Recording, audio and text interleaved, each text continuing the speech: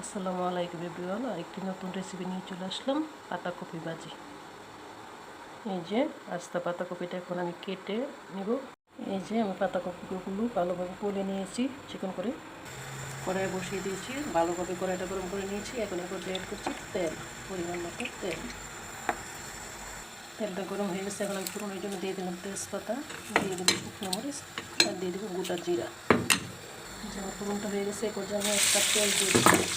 পেঁয়াজটা হাফ ভাজা হয়ে গেছে, এই পর্যায়ে অ্যাড করবো আমি 5-7টা কাঁচামরিচ। পেঁয়াজটা আমার ভাজা হয়ে গেছে, এই পর্যায়ে আমি অ্যাড করবো 1 চামচ হলুদ। হলুদটা মিশিয়ে নিলাম। হলুদটা দিলে কালারটা খুব সুন্দর হয়, এটা অপশনাল, আপনারা দিলেও দিতে পারেন।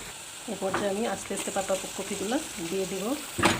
দিয়ে দিলাম পাতাকপিগুলো। আমার লোক সংখ্যা বেশি, তাই আমি এখানে একটু বেশি করে ভাজি করতেছি। এই যে আমি ভালোভাবে নেড়ে মিশিয়ে নিয়েছি কপিগুলো।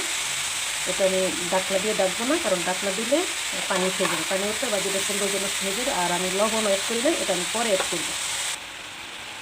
এই যে ভাজিটা প্রায় হাফ হয়ে গেছে, এই পর্যায়ে আমি অ্যাড করতেছি লবণ 2 চামচের মতন, বা পরিমাণ মতো আপনারা দিয়ে দিবেন। এই যে আলহামদুলিল্লাহ আমার পাতাকপি ভাজিটা একদম ঝরঝরা সুন্দর হয়ে গেছে। এই পর্যায়ে আমি অ্যাড করে দিব ধনিয়া পাতা। এখন আমি নেড়ে টেড়ে মিশিয়ে অফ করে দেবো চুলাটা। এই যে হয়ে গেল আমার পাতাকপি ভাজা।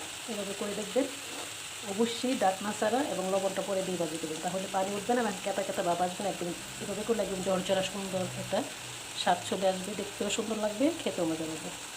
তাহলে ভালো থাকবেন। আজকের মতো শেষ করলাম আমার পাতাকপি ভাজা। আল্লাহ হাফিজ।